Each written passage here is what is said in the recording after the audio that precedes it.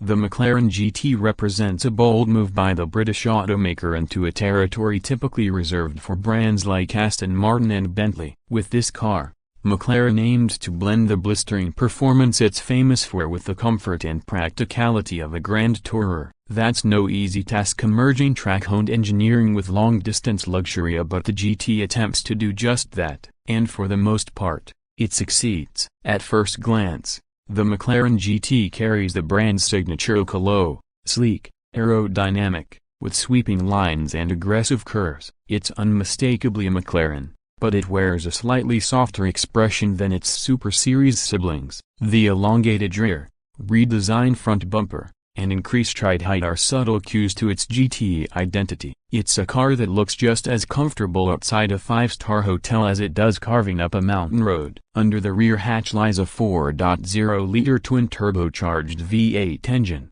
pumping out 612 horsepower and 465 pounds-feet of torque. It's the same engine found in the 720S, albeit tuned differently. Power delivery is smooth yet ferocious, propelling the GT from 0 to 60 miles per hour in just 3.1 seconds. The 7-speed dual-clutch transmission snaps through gears with precision, offering both lightning-fast shifts and a degree of smoothness appropriate for a GT. There's a deep growl from the exhaust, but it's more refined than raucous, a deliberate move to tone down the aggression for long-distance driving.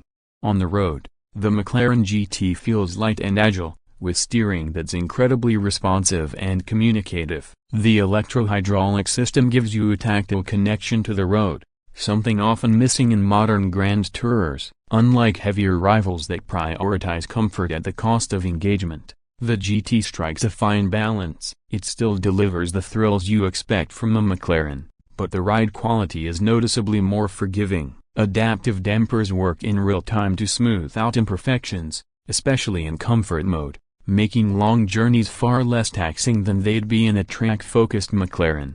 Inside the cabin, the McLaren GT distances itself from its more hardcore siblings. You're greeted with high-quality materials: leather, machined aluminum, and optional cashmere, a first for any production car. The seats are wider and more cushioned than those in the 720S, providing excellent support for extended drives. It's still a driver-focused cockpit, but not to the point of sacrificing usability. The infotainment system is much improved over previous McLaren models, with a more intuitive interface and faster responses. There's also a decent sound system, climate control, and even a bit of storage space, an area where McLaren has previously lagged behind.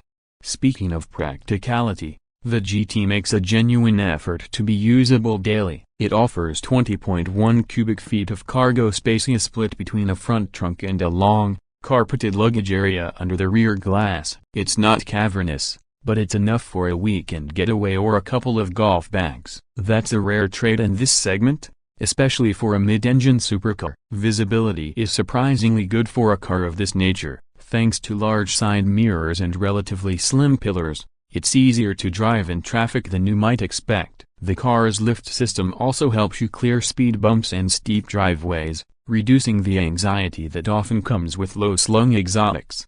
However, the McLaren GT isn't without its compromises. While it's more comfortable than other McLaren models, it's still firmer than traditional grand tourers. If you're expecting the plush isolation of a Bentley Continental GT or the effortless cruise of a Mercedes-AMG GT, you might find the McLaren a touch too focused. Road and tire noise can creep into the cabin at higher speeds, and the infotainment, while improved, still lacks the polish of rival systems.